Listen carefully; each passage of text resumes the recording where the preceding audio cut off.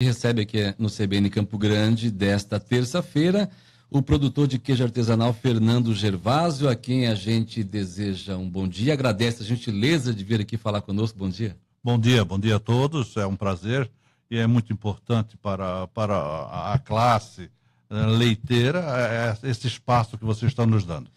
Mais importante do que esse espaço que a gente está dando para o senhor é o espaço que vocês não têm aqui no estado. Eu gostaria de fazer um paralelo com relação ao que acontece em Minas Gerais, na Serra da Canastra, onde um queijo da Serra da Canastra vale quase ouro hoje em São Paulo e é referência nos grandes restaurantes, nas grandes lojas de varejo, enfim. O que é que está faltando para o Mato Grosso do Sul ter também um selo de qualidade na área de produção de queijo artesanal, Fernando? Olha, boa vontade. Nós temos basicamente a mesma qualidade do queijo da Serra da Canastra. Eles levam alguma vantagem pelo clima deles lá, mas nós temos a mesma qualidade. Por exemplo, na minha propriedade, eu criei a cura do queijo, que é a cura do queijo canastra, eu faço a mesma temperatura, certo? Com ar-condicionado, com climatizadores, faço a mesma temperatura. Então eu tenho, basicamente, é o mesmo sistema que eles fazem. Eles aproveitam o calor do leite, bem artesanal, sabe? Só que aqui no estado é proibido. Por exemplo, eu estou sujeito de uma hora para outra a ser preso. O senhor não está sujeito, nós percebemos que vocês são os bandidos. Exatamente. Produzir hoje nesse país está difícil. Muito difícil, muito difícil. E eu já vi vários, é claro, a lei tem que ser cumprida, ela existe, daí tem que ser cumprida. Porém, muitos produtores já perderam muito dinheiro, muitos já desistiram, muitos já sofreram as consequências, as penalidades da lei. Isso precisa mudar. É um absurdo. Veja bem, tá, eu costumo dizer, quando me dão a oportunidade de falar em reuniões e tudo mais, tá, que o queijo caipira já existe há muitos anos, né? Isso já antes do descobrimento do Brasil. Eu gostaria de saber de uma autoridade, se ele tem algum laudo médico que alguém morreu porque comeu um queijo caipira. Daqui a pouquinho vão liberar a maconha e não vão liberar o queijo. Com certeza. Tu veja só. Tá, agora, quantos laudos médicos tem que as pessoas morrem fumando e bebendo? Aí pode vender. Sabe? Então é um absurdo, é uma falta de critério. A lei está errada. A lei está errada para o pequeno, para o artesanal. Não existe lei que protege o artesanal. Aí o governo pega, é uma incoerência, Éder. O governo pega o pequeno produtor rural, o assentado, o trabalhador da agricultura familiar, que tem lá 2, 3 vaquinhas, que faz o queijo, que precisa ganhar dinheiro, o governo proíbe ele de vender. E quer que esse país desenvolva, Éder Campos? Como? Tem receita? Otávio, algo tão simples, mas ao mesmo tempo tão complicado, tão cheio de leis ou cheio de artigos, né? Você tem aí um pedaço da lei de 2004, a lei 2.820 de 2004, que regula essa questão do queijo artesanal.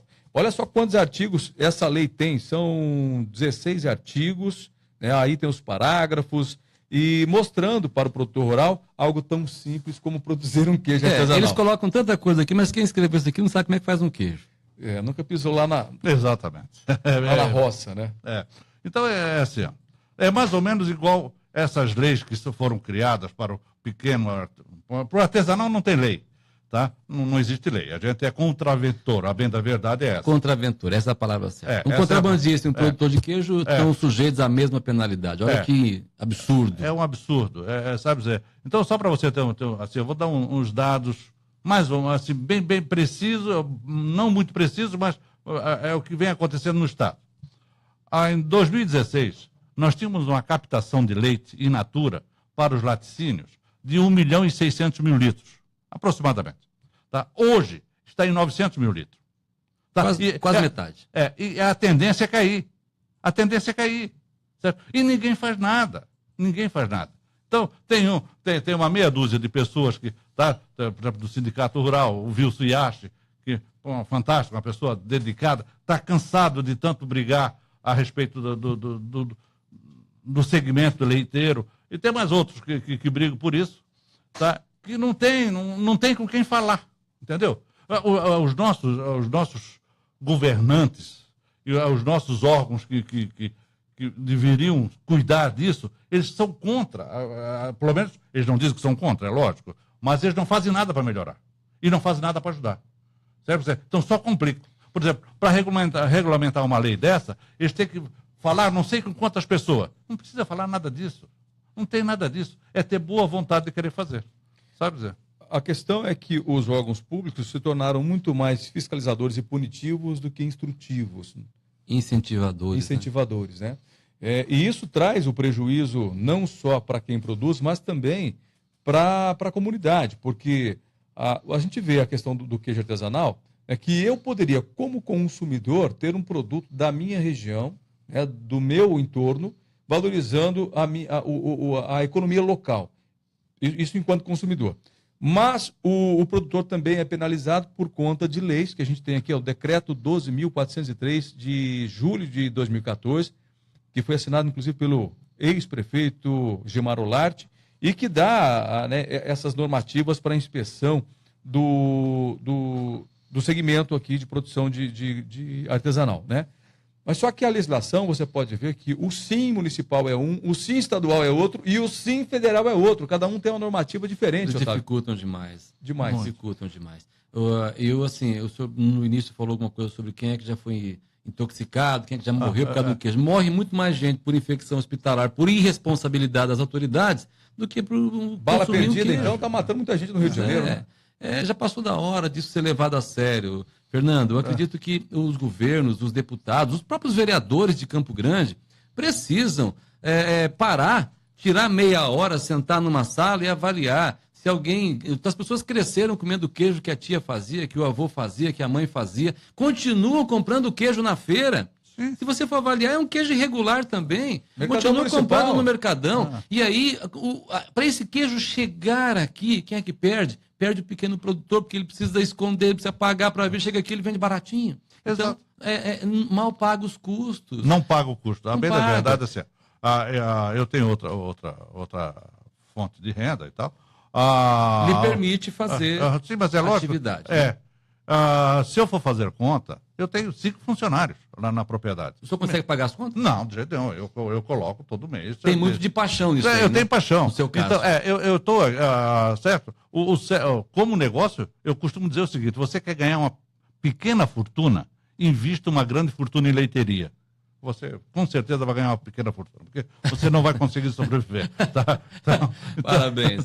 E a gente vê isso, inclusive, recentemente nós conversamos aqui, Éder, com um técnico da Agraero que disse claramente, os produtores de leite estão desistindo da atividade. É inviável você vender 1 litro de leite hoje a 85 centavos, Éder Campos. A questão é que ele começou falando, o Fernando Gervásio, com a seguinte frase: falta boa vontade. Eu, particularmente, vejo que o poder público, a maior função do poder público é justamente atender os anseios da comunidade, né, é normatizar, né, a comunidade de uma forma em que ela seja subsistente. Concorda comigo, Otávio? Claro. Né? E aí não é isso que a gente está vendo no poder público. Essa discussão tem que ser levada de uma maneira miúde, de uma maneira maior para dentro do poder público, juntamente com os produtores, ouvir os produtores, ver, né, o que é realmente questão sanitária, o que é questão econômica, o que é questão produtiva. O Fernando me contava agora há pouco que para ele se legalizar, ele tem que ter a mesma estrutura, o mesmo gasto de um laticínio. Sim. Sendo ele pequeno. Não importa se o equipamento que ele vai comprar é um pouco menor, mas é a mesma linha. O que é absurdo você imaginar que uma associação, por exemplo, de pequenos produtores que já não tem dinheiro, que não tem apoio, que não tem... vai ter que investir em tudo isso para poder vender 1 litro, um potezinho de leite, de doce de leite. Mel. Entendeu? Leite. É fora da casinha. Não, veja bem, vamos pegar o exemplo de Minas Gerais. E tem outros estados já que tem a regulamentação do queijo artesanal. Rio Grande do Sul parece que tem outro estado no Nordeste, que infelizmente me falhou a memória. Tá? Lá, simplesmente fizeram uma sala com azulejada ou pintada de branco, bem higienizada, com tela na porta, e faz o queijo, e cura o queijo e vende o queijo para todo o Brasil. Para todo o Brasil pode vender. E sem frescura nenhuma. Nós, aqui no estado do Mato Grosso, somos um ser superior, inventamos uma porção de normas e procedimentos, em vez de pegar o que está pronto, copia o que está pronto. Faz o simples, cara.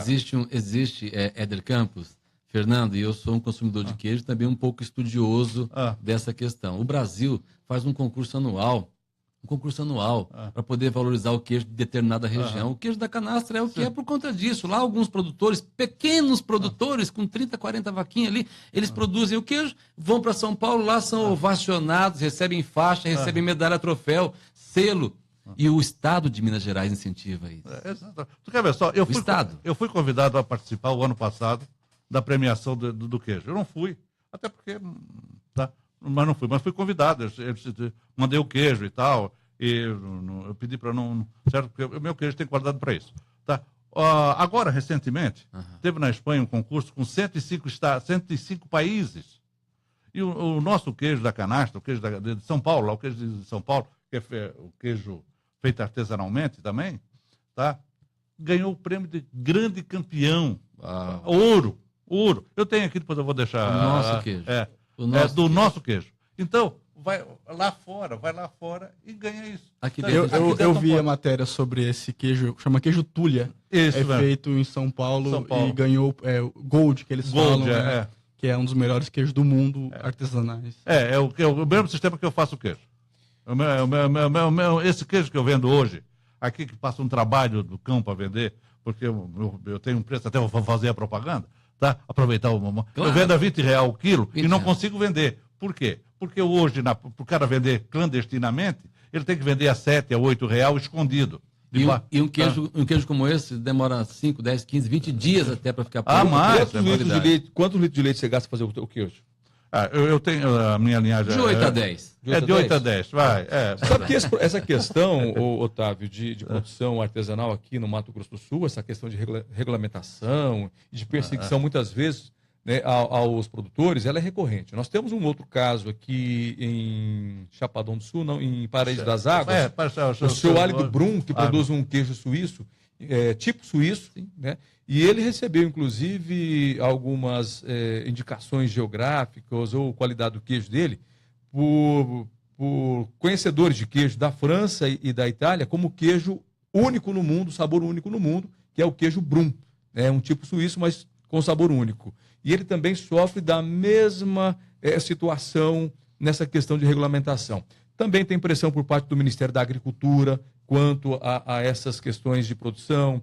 Do município eu não sei, né? Porque está em Paraíso das Águas.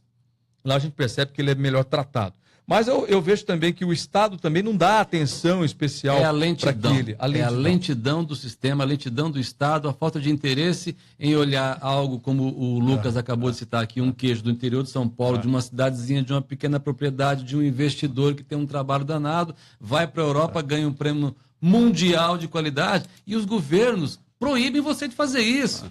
Mas não foi só esse queijo, não. Esse queijo foi o último agora. O ano retrasado, o ano passado, também teve. Também ganharam. E o terceiro lugar também foi o Brasil que ganhou. Entre 100 e poucos países do mundo. Certo? Olha bem, veja bem, nós estamos competindo com os queijos tradicionais do mundo, né? Queijo da Suíça, da França. Quer dizer, nós estamos sendo tratados em casa dessa maneira. Éder Campos, a gente tem aí 2 minutos para terminar esse nosso bate-papo aqui. Fernando, a gente está aqui à disposição. O seu desabafo final. Tá, o meu desabafo final é o seguinte. Eu fui... Alguns amigos meus disseram assim, Fernando, não te mete nisso, Fernando. Isso vai dar problema. Daqui a pouco tu vai ser perseguido, Fernando. Tá, eu disse, o que é que eu vou fazer? Eu estou aqui para defender a minha propriedade, o meu sentimento e algumas pessoas certo, que não têm a oportunidade de vir falar. Então, eu só gostaria de pedir à rádio, se porventura eu tiver sofrer alguma coisa, gostaria que ele me abrisse o espaço novamente. Já está aberto. Volte sempre, Éder Campos. Bom, é isso aí. SOS Leite, né, uma campanha que nós começamos semana passada, tivemos no sábado, agora o CBN Agro, mais uma vez também falando sobre o setor leiteiro, porque eles estão pedindo socorro. Os produtores de leite, de modo geral, não só produtores de queijo artesanal, mas os produtores de leite do estado do Mato Grosso do Sul estão pedindo socorro. Ao invés de perseguição, Fernando, eu torço para que haja apoio. E é isso que a gente vai pedir aqui, para que haja para você e para tantos produtores do nosso estado mais apoio, respeito, consideração. Parabéns pela sua atividade e obrigado por produzir queijos tão importantes e tão bons. Obrigado, estou à disposição assim que for necessário.